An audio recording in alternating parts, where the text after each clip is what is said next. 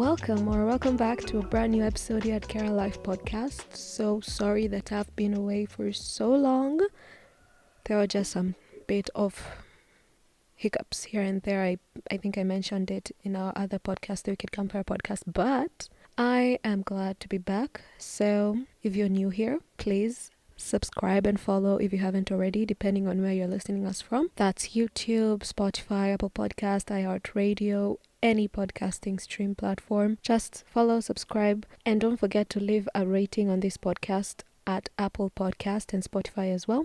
Also, follow our social media pages. That's at Podcast by Kenzie across the board: Instagram, Facebook, Twitter, TikTok at Podcast by Kenzie. And check out our other podcast, Wicked Campfire Podcast, if you're into anything paranormal. Links will be in the description down below. But today's episode will be a summary and analysis of Romeo and Juliet. I haven't done one of this in a long time. I started off with Dante Alighieri. That was, I think, last year. I did a summary and an overview of the Divine Comedy by Dante Alighieri, and I realized that a lot of people like that, so I decided to dive into Shakespeare. I have done Hamlet, I have done Macbeth, now Romeo and Juliet. In the 5 tragedies, I'm only left with Othello and King Lear. That will be done within this month. And we will prepare for our holiday special on December. Our first holiday special was in 2020 when this podcast started. 2021, we didn't manage to do a holiday special, but this year I guarantee that we will be having a very fantastic 12 days of Christmas holiday special. 12 days, 12 different guests, immense stories, immense things coming up. But let us focus on today's episode, Romeo and Juliet. Yet another story by Shakespeare. And this story, just like all the other 5 tragedies, is all about dysfunctional families, conflict, tragic ends. But this one has a little bit of touch to it, because it now introduces the factor of love. So, where do we begin with the summary? I think I'll start with Act 1, Act 2, Act 3, Act 4, Act 5. And then, in the second part of this episode, which will be coming on the next day, which is Thursday, I will do a analysis of the themes that are present on this story, to be precise. So the summary: Romeo and Juliet. It is a tragic play, once again by the great William Shakespeare, about 2 ill-fated teenagers who fall in love despite the bloody feud between their families, the Montagues and the Capulets. And Romeo meets Juliet. They fall in love. Although he was in love with another, he falls now in love with Juliet. They end up getting married secretly. People die in the middle. And then in the end, trying to be together forever, they end up dying, which wasn't the plan. So, in order to understand how all that came to be, let us dive into Act 1. So, this story takes place far away from the British Isles. We are in Italy when it comes to this story. So, the play opens up on the streets of Verona, Italy, as a fight between 2 servants of the most powerful rival families in the city, that is the Capulets and the Montagues. So, Benvolio Montague attempts to break up the fight, but is thwarted by the hot-headed Tybalt Capulet, who attacks Benvolio. Finally, Prince Escalus appears and breaks up the brawl, condemning the families for allowing the long-standing feud to incite violence yet again in the city. The prince warns that if anyone from either of the family disturbs the peace of the city again, they will be killed. So, in the next scene in Act 1, the head of the Capulets, which is the father of Juliet, discusses marriage between Paris and Juliet. Paris desires to marry Juliet, and the father is all on board with it. And Juliet's father invites Paris to the masquerade ball, where Paris will have the opportunity to flirt with her, to romance her, and try to convince Juliet that he will be the perfect husband. And a Capulet servant comes across Romeo and Benvolio and invites them to the ball. But the thing is, the Capulet servant didn't realize that Romeo and Benvolio were Montagues, so Romeo only agrees to attend the ball because he knows Rosalind will be there. Rosalind was like the initial girlfriend of Romeo, who lived in the Capulet household because she was also a Capulet. And in a separate scene, Lady Capulet discusses the potential for Juliet to marry Paris. Only Juliet has no choice but to consider the option, as her mother assures her it is an ideal match and reminds her that she must marry eventually. So Romeo and Benvolio attend the masquerade ball with their lively friend Mercutio, and Romeo's melancholy persists and he refuses to dance no matter the cost, and he claims that he had an ominous dream about death, but Mercutio ridicules him by saying that he's a coward and he doesn't want to dance. But here's the twist: at the ball, Romeo meets Juliet Capulet, and unaware that they belong to rival families, they immediately fall in love. It was like love at first sight. And Tybalt, who is Juliet's cousin, recognizes Romeo's voice and is prepared to fight Romeo in front of the party guests. But the father, Lord Capulet, forbids this, claiming it would ruin the party, and Tybalt exits the scene angrily. So, Romeo and Juliet flirt for a bit, and she permits him to kiss her. Juliet leaves, and Romeo learns that she is a Capulet, and at the same time, Juliet gets to learn that he is a Montague, and both are dismayed to learn that they are from the rival families of the city. So, all this brings us to Act 2. In Act 1, Romeo already had a love interest, Rosalind, but when he gets to the ball and sees Juliet, he forgets all about Rosalind and falls in love with Juliet.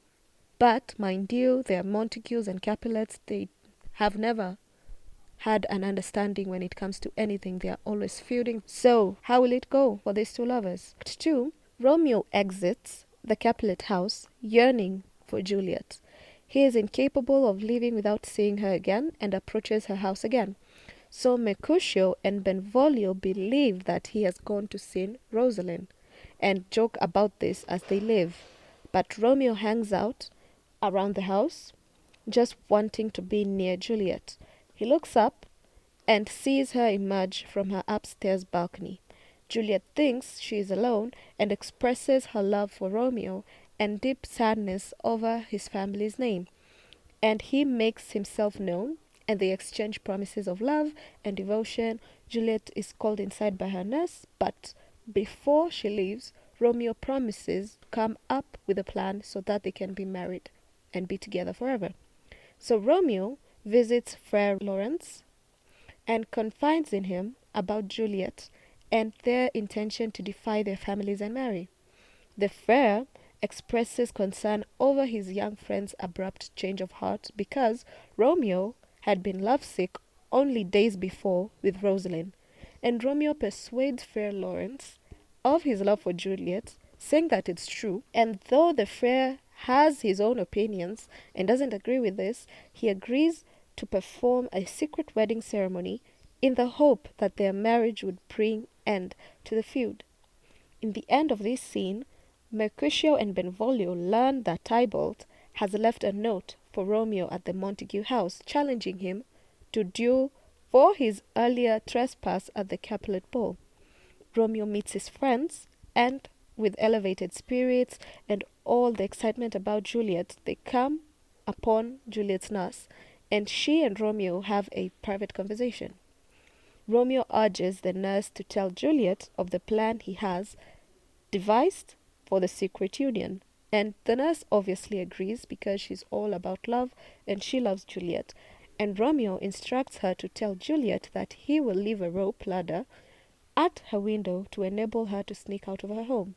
And later that night, Romeo and Friar Lawrence wait for Juliet to arrive. The Flare pointlessly cautions Romeo against the reckless love, but then Juliet arrives and the wedding is conducted, and now Romeo and Juliet are married. In Act 3, Mercutio and Benvolio are wandering the streets of Verona, and Benvolio has had a bad feeling and wishes to return home. But Mercutio scorns him off for being a coward, but then Tybalt appears and brushes aside Mercutio's attempt at confrontation. Romeo also appears and refuses to respond to Tybalt's challenge, knowing very well that their families are now united by marriage, but he can't quite say that out loud, right? Neither Mercutio nor Tybalt know about the marriage. However, Mercutio, interrupting Romeo's reluctance to fight as a sign of cowardice, steps in and begins to fight Tybalt in Romeo's place. Romeo unsuccessfully attempts to break up the fight, and Tybalt kills Mercutio. Enraged by the death of his friend, Romeo turns on Tybalt and kills him. Realizing what he had done, Romeo runs to Fair Lawrence for help. The prince banishes Romeo from Verona for his part in the fight and declares that Romeo will be killed if he is to be found within the city again. At the Capulet home, Juliet is informed of Tybalt's death and feels betrayed by Romeo. But her anger quickly fades as she knows that if Tybalt had won, her new husband would have died as well. Knowing that Romeo is banished and cannot live without him, Juliet prepares to commit suicide. But Juliet's nurse prevents this by promising to find Romeo. Meanwhile, as all this is going down, Romeo is hiding out at Fair Lawrence's cell. He learns that he has been banished, and Romeo laments that banishment might as well be death sentence, as it is death to be away from his Juliet. Juliet's nurse arrives and tells Romeo that he may visit her for the final time to consummate their marriage. Romeo and Juliet spend the night together, and he climbs out the window as day breaks. Unaware that his daughter has secretly married the son of his rival, Lord Capulet makes arrangements for Juliet to marry Paris. When Juliet tries to refuse the match, Lord Capulet threatens to disown her. Juliet's nurse urges her to forget about Romeo and marry Paris instead. Feeling betrayed, Juliet pretends to be regretful of her behavior and claims that she will visit Fair Lawrence to confess her sinful disobedience. In Act 4, Fair Lawrence and Paris discuss Paris's forthcoming wedding with Juliet, though the Fair is very careful not to mention anything regarding Juliet being already married. And Juliet arrives and fakes pleasantries with Paris. As soon as he leaves, however, Juliet turns to Fair Lawrence for advice, vowing that she would rather kill herself than marry another man while Romeo still lives. Fair Lawrence concocts an elaborate scheme himself to fake Juliet's death. He gives Juliet a potion that will make her appear dead for 42 hours. When the Capulets find Juliet's apparent dead body, they will place her open casket in the family tomb. The Fair will send word to Romeo of their plan, and then he and Romeo will wait in the tomb for Juliet to awaken. When she does, Romeo will take her back to Mantua with him. While Lord and Lady Capulet plan their daughter's wedding, Juliet prepares to take the potion. She expresses fear over whether it is real poison, and she thinks that the Fair may wish to punish her for marrying Romeo in secret, but she concludes that this is impossible as both men are good friends. Yet she shudders at having to lie in the vault next to her cousin's decaying body. Before drinking the potion, Juliet sees the ghost of Tybalt. The next morning, Juliet's nurse discovered what she believes to be Juliet's dead body. Paris, the nurse, and the Capulets grieve Juliet's death. So, in the final act, which is Act 5, Fair Lawrence learns too late that Friar John, the man he had commissioned to deliver the letter containing the plan to Romeo, never reached him because he had been quarantined due to a plague. In Mantua, Romeo hears from a servant that Juliet has died, and determined to join her in death, he purchases poison and travels back to Verona. When he arrives at Juliet's tomb, Romeo runs into Paris, who is mourning Juliet. Unaware of their relationship between Romeo and Juliet, Paris assumes that Romeo is merely a Montague trying to defile the Capulets' graves. Paris challenges Romeo to a duel, and Romeo reluctantly fights and kills him. Entering the tomb, Romeo sees Juliet, who is still in a death-like sleep. He kisses her one last time, drinking the poison and dying. The Friar appears and After realizing that the letter never reached Romeo, he is shocked to see the bodies of Romeo and Paris at the tomb. Just then, Juliet wakes up from her sleep, knowing that the city watchmen are on their way. The friar urges Juliet to flee and escape. Juliet refuses to do this, and the friar runs from the tomb. Alone, Juliet kisses Romeo in the hopes that the poison he drank will kill her too. But when this fails, she grabs a dagger and stabs herself, just before the watchmen enter the tomb. The chief watchman summons Prince Escalus, the Montagues, and the Capulets to the tomb. Friar Lawrence explains the story of Romeo and Juliet's secret love to all present. The prince declares that this tragedy is heaven's way of punishing the two families for their hatred. The prince adds that he too had been punished for allowing the feud to continue. Now his kinsmen, Mercutio and Paris, lay dead. Devastated by the loss of their respective children, the Capulets and the Montagues reconcile the differences and end the feud once and for all. And that is the end of the story, Romeo and Juliet. I know, it's tragic, but as you read through the story, there are three themes that appear. That is, like always in every single Shakespearean tragedy story, a tragic end. The lovers are ill-fated from the start, and the circumstances surrounding them oftentimes seem out of their control. Secondly, violence and conflict. The violence of the long-standing feud casts a shadow on the hope representing that the protagonist's youthful love would ever survive. 3. Loyalty and family honor. Caught between their feuding families, Romeo and Juliet must choose between their duty to their parents or their relationship. And finally, love's transformative power. Romeo and Juliet's relationship alters them as individuals and forever changes their families. I will stop there for now, and you can join me on Thursday for part 2, where I explain in depth these 4 themes. But before I end this episode, I will leave you guys with 3 questions. In Romeo and Juliet, if Juliet was 13, how old do you think Romeo was? Also, is the feud between the Capulets and the Montagues the only reason that caused Romeo and Juliet's death, or could the friar mainly be to blame as well?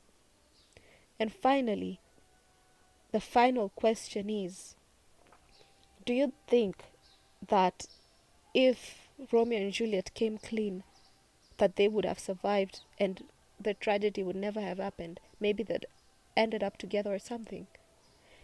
Just think about those 3 questions as we head on into the next episode on Thursday. But before then, like, subscribe, comment on our latest post on social media. Check out our other podcast, Wicked Campfire Podcast, because we can't wait to expand on that podcast. We want to grow both families. We want to grow the artsy family here at Care Life Podcast. We want to grow the paranormal family at the Wicked Campfire Podcast. Also, for the holiday special, please just go on social media. I'll pin a post there on Twitter and on Instagram and on Facebook. Just comment and give me ideas on what you'd like to see on the holiday special, what type of guest you'd like to see, any challenges you'd like to see, anything like that for the holiday special. I want us to end this year with a bang, even though we haven't done much within this year and last year as well, but I want us to end this year with a bang so we can begin next year and flow through it as planned. But until then, thank you so much, guys, for watching. Remember, creativity is intelligence, having fun. Until then, can't wait to see you, can't wait to hear from you. Bye.